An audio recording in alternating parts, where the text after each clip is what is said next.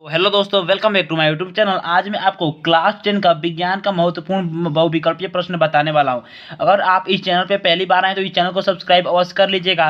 और अगर आप 2024 बोर्ड एग्जाम की तैयारी कर रहे हैं तो इस चैनल को सब्सक्राइब अवश्य कीजिएगा, क्योंकि 2024 बोर्ड एग्जाम की इस चैनल पर तैयारी कराई जा रही है। तो आइए हम लोग समय न गवाते हुए अपने क्वेश्चन को देखते हैं। तो देखिए, क्वेश्चन नंबर फर्स्ट पे क्या कहता है। क्वेश्चन नंबर पहला कहता है कि कोई विलयन लाल लिटमस पेपर को नीला कर देता है, इसका पीएच मान संभवतः है। अगर कोई आपसे क्वेश्चन कहता है कि कोई विलयन है किसी लिटमस पेपर को नीला कर देता है या लाल कर देता है, यानी कि यहाँ पे लाल लिटमस पेपर है, लाल लिटमस पेपर को नीला कर देता है, यानी कि केवल किस में गुण होता है, क्षारक में गुण होता है। जब क्षारक है, क्षारक किसी भी लिटमस पेपर को क्या करता है, नीला से लाल से नीला कर देता है। ठीक, तो अब ऑप्शन नंबर कौन सा सही होगा, 1, 4 या 5 या 10। तो ऑप्शन नंबर आपका सही हो जाएगा डी नंबर, यानी कि कोई भी विलयन है जो कि लाल लिटमस पेपर को नीला कर देता है, जो कि आपके पास क्षार के पास गुण होता है। ठीक, यानी कि ऑप्शन नंबर क्या हो जाएगा, डी सही हो जाएगा आपका। उसके बाद क्वेश्चन नंबर सेकंड कहता है, बहुत ही महत्वपूर्ण क्वेश्चन है question number second. Question number second अब क्या कहता है, अम्लीय विलयन का पीएच मान होता है। बहुत ही महत्वपूर्ण क्वेश्चन है। 0 होता है, 7 से कम होता है, 7 से अधिक होता है या 7 होता है। तो मैं आपको बता दूं, 7 कब होता है, जब उदासीन होता है तब 7 होता है।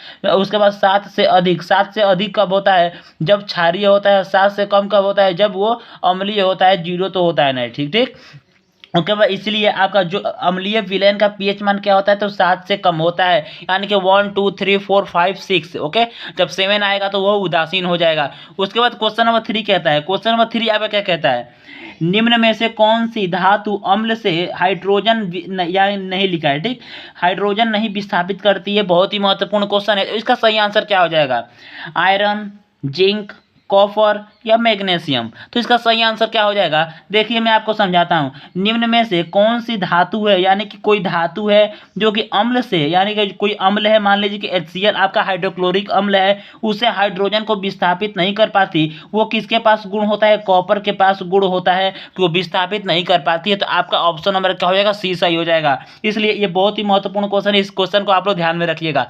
उसके बाद क्वेश्चन नंबर 4 कहता है कि स्वपोषी पोषण के लिए आवश्यक है। बहुत ही वेरी वेरी इंपॉर्टेंट क्वेश्चन।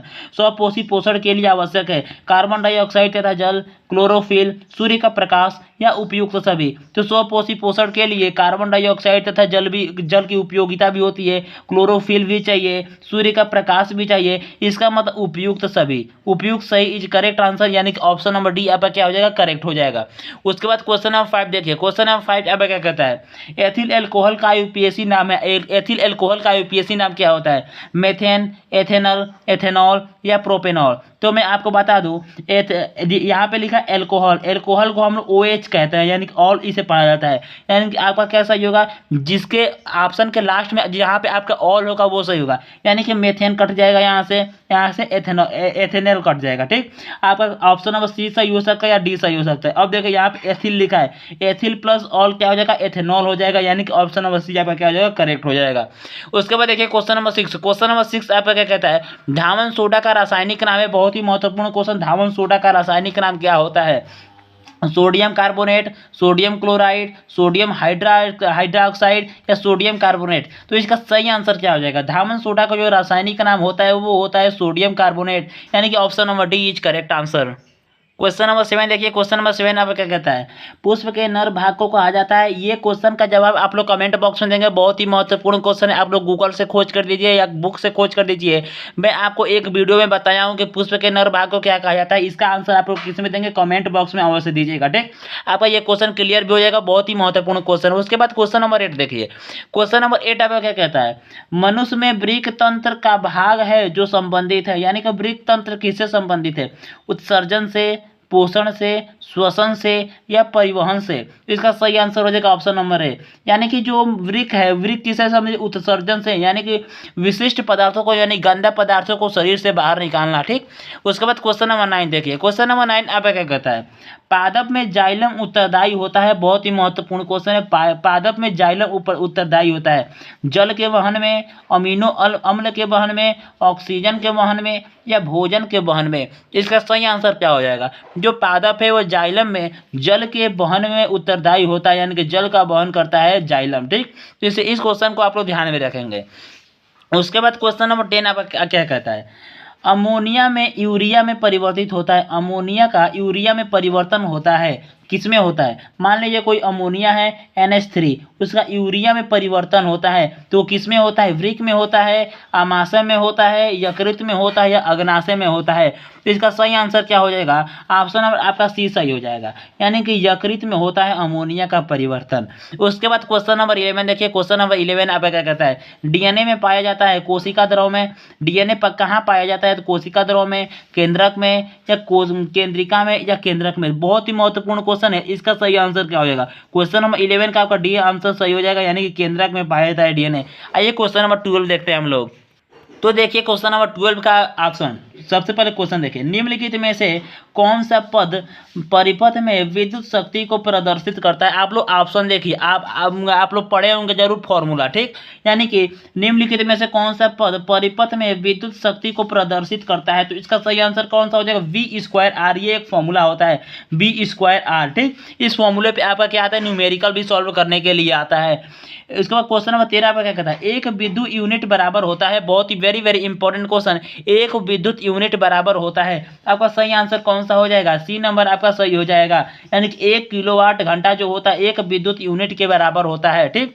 उसके बाद क्वेश्चन नंबर 14 क्या कहता है? किसी दृष्टि क्षेत्र सबसे अधिक होता है, यानी किसका दृष्टि से सबसे अधिक होता है? समतल दर्पण का होता है, उत्तल दर्पण का होता है, उत्तल लेंस का होता है या अवतल दर्पण का होता है? तो किसका दृष्टि क्षेत्र सबसे अधिक होता है? तो आपका 14 नंबर का बी नंबर क्या हो जाएगा? सही हो जाएगा, सॉरी डी नंबर आपका क्या हो जाएगा? सही हो जाएगा, यानी कि जो उत्तर लेंस है उसका दृष्टि क्षेत्र जो होता है सबसे अधिक होता है। Option number D is correct answer. उसके बाद देखिए क्वेश्चन नंबर 15। क्वेश्चन नंबर 15 आपका क्या कहता है? बहुत ही वेरी वेरी इंपॉर्टेंट क्वेश्चन, न्यूनतम प्रकीर्णन किस रंग का होता है? सबसे कम प्रकीर्णन किस रंग का होता है? लाल रंग का होता है, नीला रंग का होता है, लाल रंग का होता है, हरा रंग का होता है या बैंगनी रंग का होता है? ऑप्शन नंबर कौन सा सही हो जाएगा? आपका सही हो जाएगा बी नंबर, यानी कि लाल रंग का होता है। न्यूनतम प्रकीर्णन किस रंग का होता है? लाल रंग का होता है। अगर आपसे पूछा गया कि अधिकतम प्रकीर्णन किस रंग का होता है तो नीले रंग का होता है, ठीक। इन दोनों क्वेश्चन को आप लोग ध्यान में रखेंगे।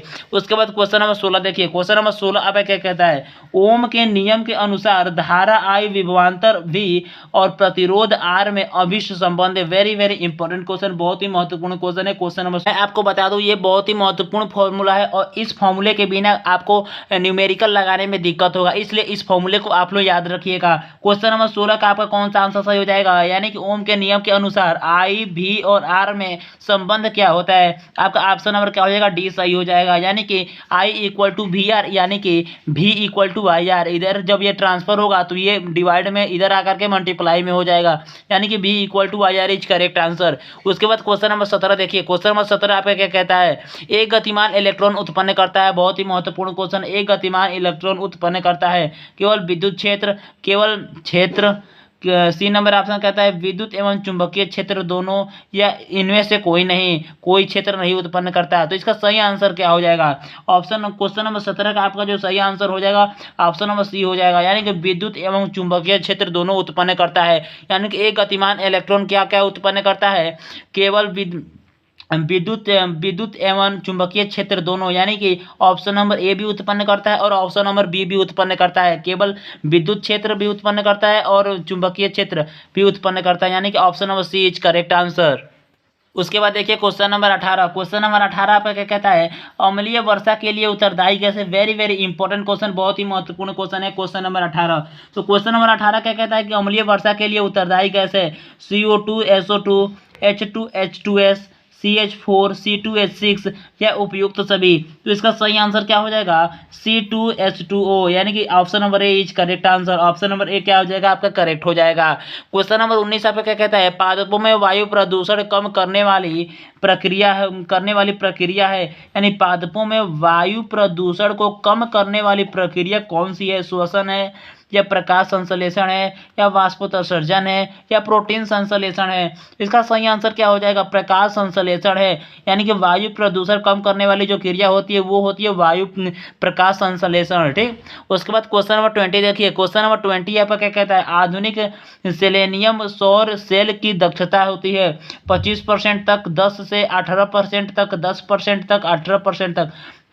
तो मैं आपको बता दूं, वेरी वेरी इंपॉर्टेंट क्वेश्चन है, बहुत ही महत्वपूर्ण क्वेश्चन है। Question number 20, very very important question, यानी कि आधुनिक सेलेनियम सौर सेल की दक्षता कितनी होती है? तो 25% होती है। इसे आप लोग याद रखेंगे, बोर्ड एग्जाम में आपके अवश्य पूछ सकता है ये क्वेश्चन। दोस्तों, अगर आपको वीडियो पसंद आई हो तो वीडियो को लाइक कर दीजिएगा, दोस्तों के साथ शेयर अवश्य करिएगा और इस चैनल को सब्सक्राइब अवश्य करिएगा। ठीक, अगर आपको वीडियो मेरे पढ़ाने का तरीका अगर आपको अच्छा लगा, अगर आप 2024 बोर्ड एग्जाम की तैयारी कर रहे हो तो आप इस चैनल को सब्सक्राइब अवश्य कर लीजिएगा, क्योंकि मैं जो भी वीडियो अपलोड करूंगा उसका नोटिफिकेशन आपके पास पहुंच जाए। Thank you.